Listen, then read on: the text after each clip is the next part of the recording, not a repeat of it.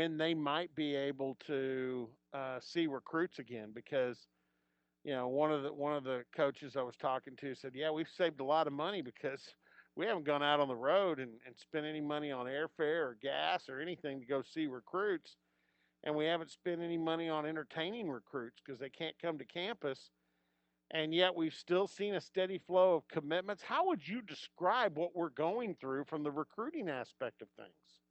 Well, it's definitely a very unique situation. I think what a market advantage that schools, especially in the Big 12, are going to have is the recruiting hotbed of Texas and in Oklahoma State's case, the state of Oklahoma, where these kids who they're recruiting have the opportunities to travel and see that campus in person. And for the most part, I would guess that most of the commitments who are sitting on that 2021 Oklahoma State football commit list had the chance to come for an unofficial visit to see a game or get to see the campus in person before they made their decision, which is not certainly the case with a lot of guys who have made their decisions. You know, as a matter of fact, there was a kid here in Texas, Javion Gibson, a nice linebacker prospect from the Houston area who committed to Washington State. He's never been there. So I think that's something that's unique, especially within the times that we're in. And there is a question mark right now with what and how colleges are going to be able to have an opportunity to spend more time with these recruits, get to know them better, host them on their campuses. The NCAA recruiting calendar hasn't been updated for 2020, 2021 yet. It ends right now on paper in July. So I'll be interested to see if there are any significant changes to that recruiting calendar once it is updated. Yeah, and I'll give you another, for instance, that I know of. John Paul Richardson, son of Bucky Richardson, who's a wide receiver at Ridge Point in Missouri City, Texas, and started to really pick up. I mean, after he got an offer from Oklahoma State, he started to pick up a lot of Power Five offers. Greg, he told me that he and his family drove to Fayetteville, Arkansas last month, and even though they couldn't meet with the coaches, they walked around the campus. They did the same thing in Stillwater. Said it was a shame we couldn't, we were outside the building. We could have, gone in and said hello to Coach Gundy and Coach Dunn, but he ends up going home and he commits. And he said, I committed because I felt the campus in Stillwater fit me. Now, here's the question I have for you, and you're involved not only with Texas football, but folks, Greg's involved with Next Level Athlete, and actually, what's going on here with the pandemic, I got to think that's kind of helped Next Level Athlete because you guys can still have some events, you can still collect information and become valuable to the schools, but everybody's predicting this will be the year of the decommitment. Once recruiting opens up, like your kid Gibson committing to Washington State, and I'm not saying he'll do this, but a number of kids who committed to some place they haven't been before will maybe open things up again so they can go out and take some visits and look around a little bit. Oh, I definitely agree with that. I think there are a lot of schools. It's a healthy debate. You know, Texas last week, the state of Texas announced that, Class 1A through 4A schools are going to start the season on time, and Class 5A and 6A schools are going to start the season with a delay. Um, the news is ever changing, on how people are going to adapt to what's going on within the world right now, especially dealing with the COVID-19 pandemic, and recruiting is no different. And I do feel like there are an abnormally high number of commitments for this time of the year. And there are a lot of small schools who hold commitments from players who are going to be definitely targeted by bigger schools.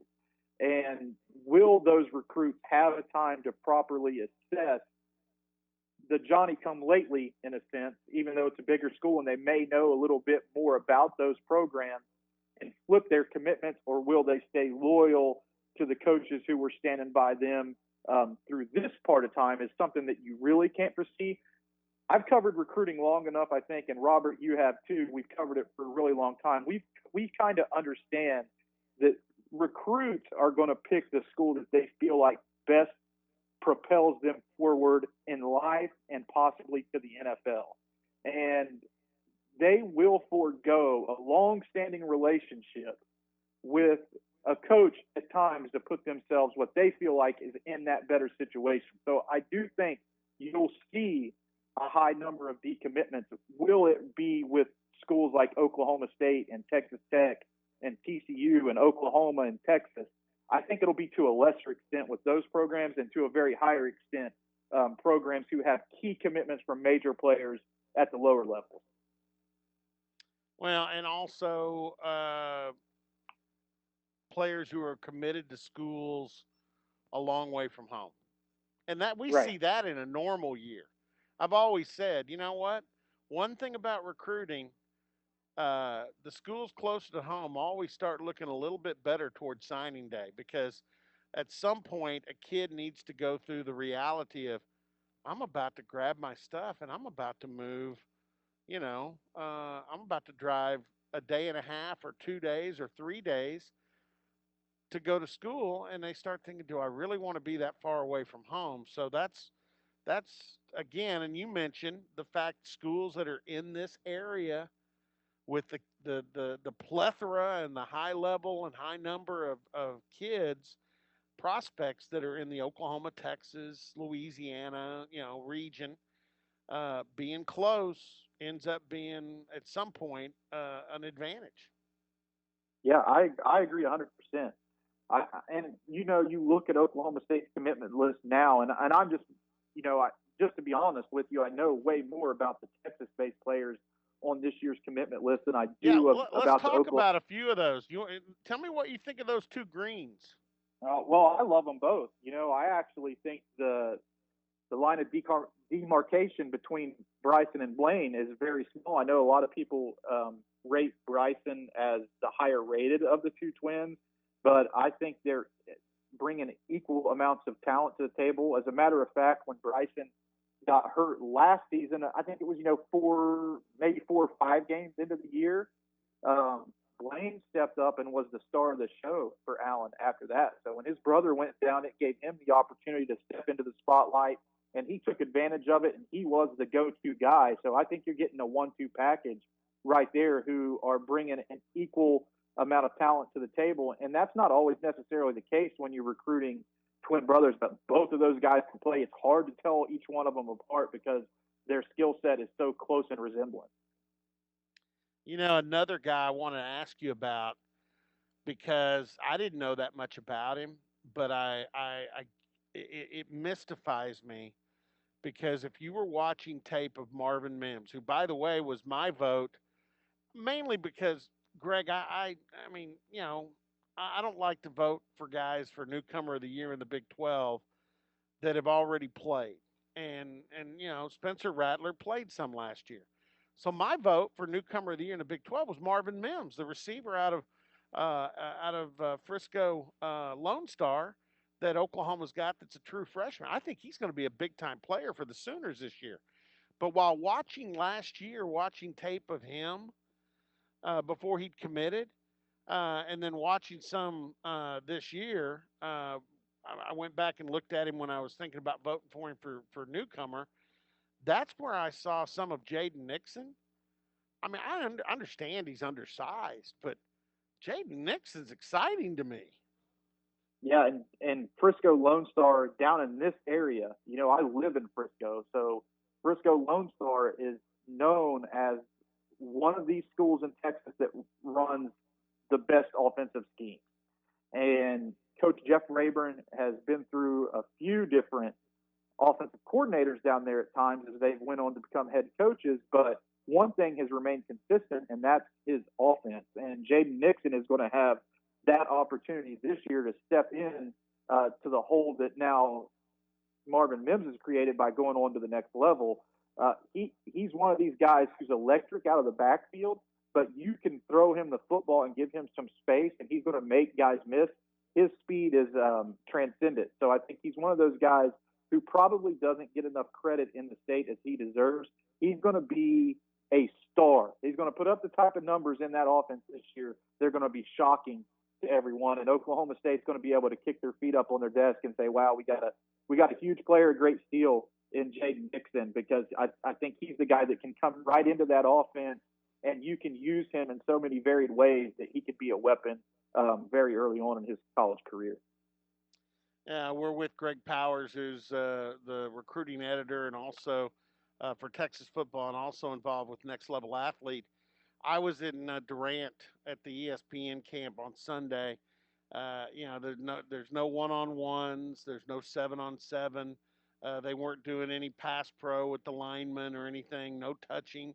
It was really more of strictly like a combine, like you'd be in Indianapolis with the NFL, just running and they did a few drills, but catching the football, but nobody defending and nobody touching each other. How much can you guys do, and how much have you done with Next Level Athlete?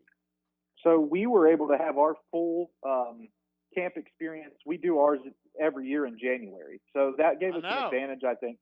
So we had about 350 of the top kids in Texas come through our camp. We videoed them all. We've made those available to our college clients that are able to watch those films and assess players doing the one-on-ones and going through all the drills. And with working with recruiting coordinators over the years, that always varies from college to college exactly what they like to see the most on tape. I think that the evaluation period, when they get out and get to see these guys with their own two eyes, what they're looking for is just to verify in person what they've seen on the tape, and that's why it's so valuable. And now you just have to kind of have a more virtual presentation of that and trust what you're seeing on the tape hasn't been doctored or hasn't been altered in any way. And I think that that's what colleges are looking for and what they're having to use as a potential tipping point in their decision-making process on whether they should or should not extend an offer. Could be a very small thing now, but that highlight tape, that game tape, is very important, and it's very important for kids. I think even more so heading into this 2020 season. If you're a high school athlete right now and you're listening to this and you're getting ready for your season, you want to play at the next level, you want to go to college and be a football player, then come in ready day number one, game number one, and ready to put it down on film, because nothing is guaranteed this season. So there could be changes to your schedule in the middle of the year. So come out swinging, ready to play, and put it down on tape, because that's going to be very valuable to college programs who are looking to evaluate you.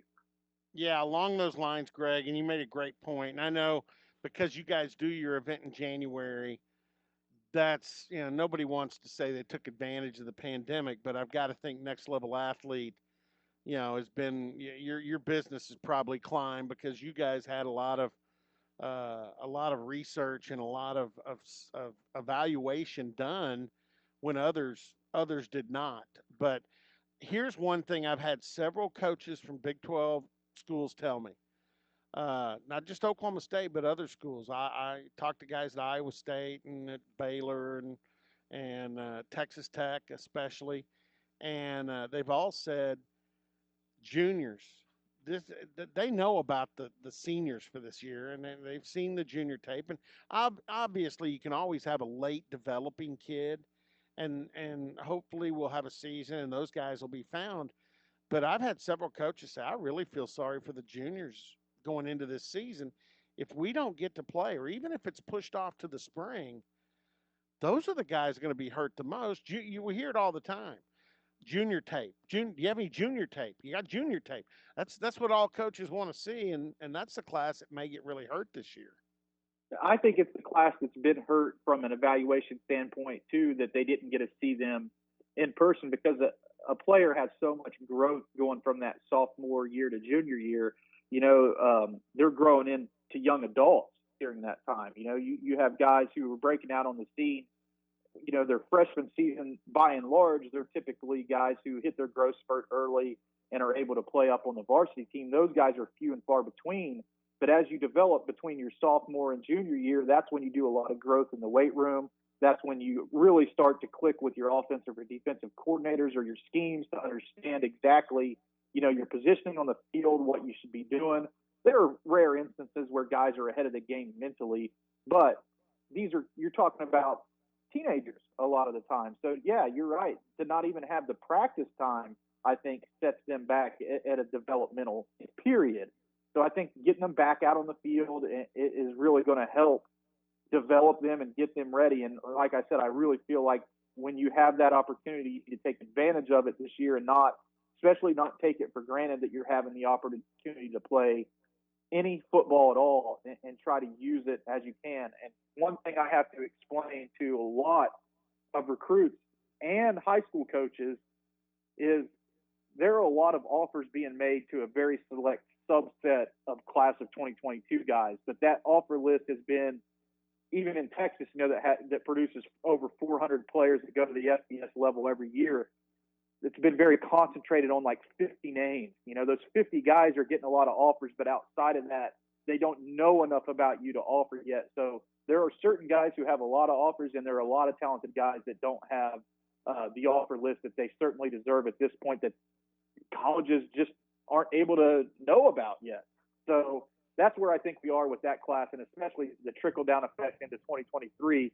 They know even less about those guys. So there are a lot of players out there who are going to come out of the woodworks out of nowhere that colleges are going to have to jump on very quickly. And I think it's going to be a balancing act, really, because you have to win your games on Saturday, or you may not be there in 2021 to coach anyway. So you have to win your games first, but you also have to find out a way to now win those games and find time to evaluate the players that you're going to be offering and trying to sign. All right, I'm going to backtrack. I got two questions left, and we'll let Greg go. One, okay, we talked about the Greens and we talked about Jaden Nixon. Anybody else, particularly south of the Red River? Because I like Aiden Kelly, the defensive tackle from Class A Thomas. The pickup of him the other day was huge, and I really love Ty Williams at Muskogee and Colin Oliver at Edmond Santa Fe. But south of the Red River, anybody else on that Oklahoma State commitment list, you'd say, that guy's interesting. Well, before I go on to that, I got to say that I think Kelly is the first. I went to high school in Oklahoma, college in Oklahoma. Yep. I'm an Oklahoma boy in a lot of regards. I think that Aiden Kelly is the first player I've ever seen committed or recruited from Thomas Faye Custer High School in Thomas, Oklahoma. So you and I are together on that. He's the only one. Yes. Yes. We talked about him a little bit earlier. Hey, actually, though, Oklahoma State had a linebacker out of Thomas, I want to say 10, 15 years ago. Wow. I must have. Yeah. I was covering recruiting then in Oklahoma. It must have missed my radar because I sure don't remember it. Okay. Anyway, go ahead. John Paul Richardson, you talked about him. I really think if you're talking about a sleeper, and first and foremost, I think Oklahoma State's done a very interesting thing with their recruiting class this year. You'll see a lot of offensive and skill talent coming from Texas, and then they filled out the rest of that recruiting list with guys from in-state at some of these more powerful positions. So and Oklahoma State's never been one to be shy from trying something new or going in a new direction, or they just recruit differently sometimes, which gives them an advantage in some years. In some cases, they're not afraid to try new things and look at recruiting in a different light than many other schools. And I've always appreciated that about Mike Gundy and his staff there, that they aren't afraid to do it their way, and it's worked. So why not keep doing it that way? So they've got a lot of skill players from Texas on that roster or that commitment list, and they're all really good. But I like John Paul Richardson as the sleeper. He's one of these guys who just gets the separation and has the ball tracking skills that I think makes him special. And there's not a lot of people who give him credit for what he's done at the high school level right now. He's a really good receiver, Robert. I really like him. And he does things, and I think and doesn't get the credit for it. So that's one name that I'm going to put out there. I think that he's going to have an excellent career in the Big 12, and he's the type of guy who can go from 3-star to all conference. All right, this is a little more of a general question, but I've got my Texas football in front of me, and I'm looking at the super teams, the Whataburger super teams, and I know you have input on that, and I'm looking at the skill guys, and then I flip over from offense to defense. And a lot of times, Greg, in my mind, and maybe it's a prejudice, there's a difference in the athletics, with offense and defense, and I give offense maybe a little more credit. But when I flip this year and I look at the guys, not only just the skill guys on both sides, but the big guys on both sides, and I think the defensive guys, I think, boy, I look at your defenses, your super team defenses, and I just see athleticism. Even the big guys can move. But if it were a game between the super teams, I'm taking the defense this year. Wow, that's really saying something, especially in Texas, where we know that it's more of an offensive brand of football. I think on most Friday nights. Yep. But one thing that I think jumps out to me when you just look at recruiting in general is how much talent is really out there and how it grows year over year. When I first started doing this and covering Texas about 15 years ago, my career extends past that, but I didn't really start jumping in heavy in Texas till about 15 years ago. I think that it's grown over 100 players who sign and go to FBS just from Texas. I think it was around 325 then, and it's around 425 to 450 probably this season by the time they all sign. So that's an impressive thing. But what really grabs my attention is that Texas top 100 list, right? That's supposed to be the most elite top 100 players in the state of Texas.